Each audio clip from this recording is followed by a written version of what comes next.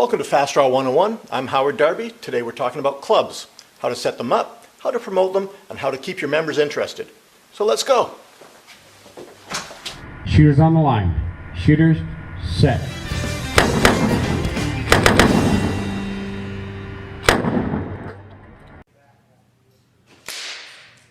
For this video on Fast Draw Clubs, I'm at the home of what I believe is the oldest, continually active Fast Draw Club there is, the Thunderbird Fast Draw Club in Langley, British Columbia, Canada. This club has been in existence since 1960, holding weekly practice sessions every Friday night. The club actually started in 1958 under a different name, so in one form or another, it's been shooting Fast Draw on a weekly basis for 60 years. I started with the Thunderbirds in 1981 and shot here for 3 years.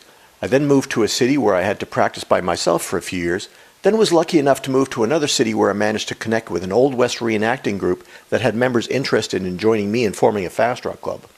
I've learned a few things along the way, but I also reached out to a number of successful Fast Draw Club organizers to get their input for this video. The sport of Fast Draw as we know it was brought into existence in the mid-1950s by a stuntman at Knott's Berry Farm in California by the name of D. Woolham. Dee came up with a brief list of tips for forming a Fast Draw Club that's a good place to start.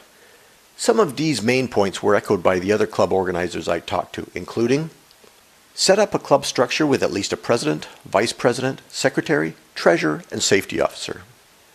The safety officer should regularly check guns, holsters, and ammo to make sure they're safe and follow club rules. Bylaws should be set up that guide the club's operation and the way matches are held. It should also be noted that these need to be submitted to the IRS for nonprofit organizations and to the state if you set up your club as an LLC. Regular meetings, practice sessions, and club contests should be scheduled so members are aware of when they'll be able to shoot and have events they can practice for. In addition, you're going to want to figure out how to raise club funds to set yourself up with targets, timers, backstops, and perhaps club holsters and guns for new shooters to use. Some clubs have raised funds through initial founding membership package of $100 to $200 that perhaps gives additional benefits over standard membership. Sponsorship from the local sportsman club or other organizations.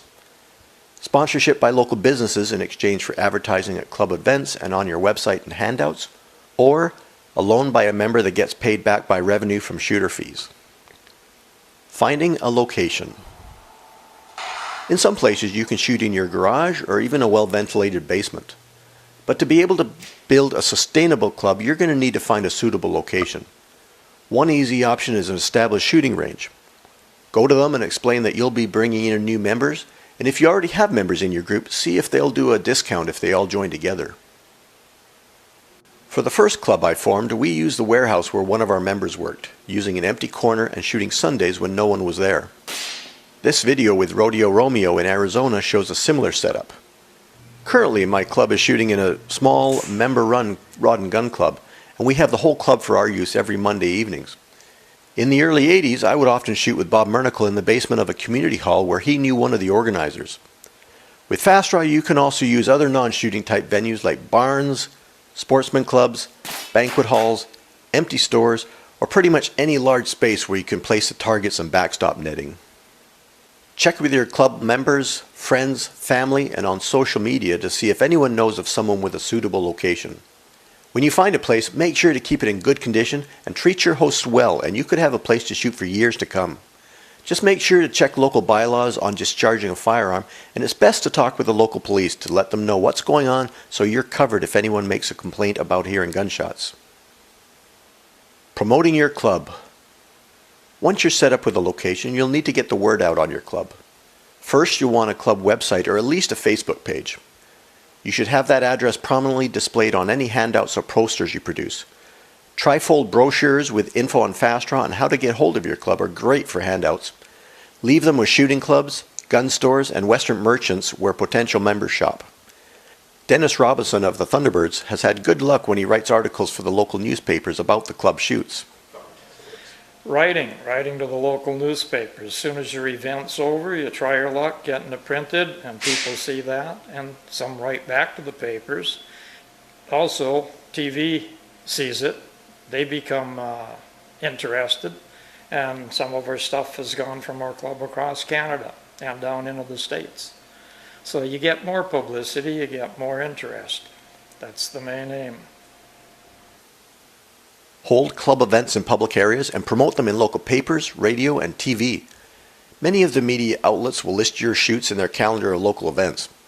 Check with the Cabela's, Bass Pro, Western stores, or restaurants that have enough space outside for a shooting area and see if they'll sponsor the trophies and shooter prizes in exchange for an event that will attract the public to their venue. Alternatively, you can hold a townfolk alley in those locations where people can try Fast Draw, allowing you to promote your club, attract new members, and perhaps raise some club funds. Spread the word about your club at local shooting ranges, Western events, SAS matches, and reenactor events. A booth at sportsman shows, SAS shoots, or other Western events has proven to be an effective means to get the word out. Our Langley Gun Club, the mother club, does do what they call a family day. We get a lot of people out from that, and once or two they'll join, come in and get to like it and join. Others, we do shows around the country, and when you do those shows, you're in front of tons of people.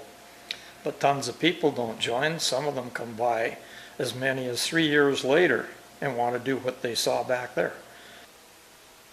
Attracting club members. Schedule monthly try-it sessions where people who want to experience Fast Draw can come out and get instruction. Mention these on your website and Facebook page so people know they're welcome to come and try it without any strings attached. Allow potential members to shoot for 1 or 2 club matches before deciding to join. Let new people know they can borrow different rigs and guns from other members before deciding what to buy. This allows them to discover what suits them and helps them be successful. When I first came in, and Dennis and Karen were mentoring me, and the help that I got from them, they lent me their holster, they lent me their gun, they lent me their wax bullets, and they were showing me how to shoot.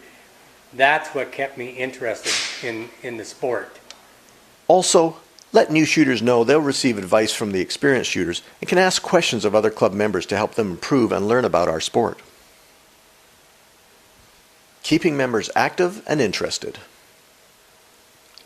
Regular communications with your members is key.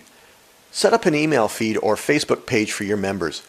My club has a public Facebook page where we post info on the club and upcoming events, and a private one where we discuss schedule changes and other internal news. Hold regular monthly matches and give out year-end awards for top shooters, best sportsman, fastest shot, most improved, and whatever other categories you can think of.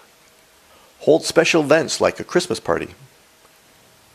There are ways. Try different events. Even go outside of the Cowboy Fast Draw event association stuff. Even go outside of the World Fast Draw Association stuff.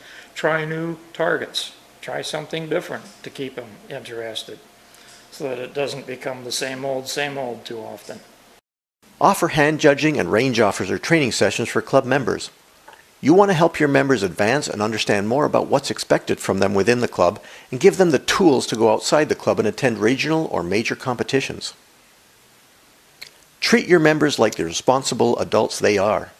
Okay, one of the things that we find helps out is if you start treating people like you're the sergeant of arms and they're a bunch of Boy Scouts, that does not work.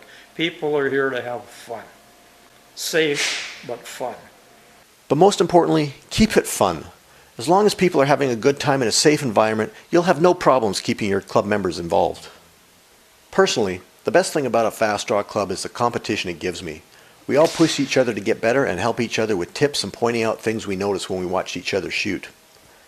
It's this sort of thing that you can't get shooting by yourself in your garage.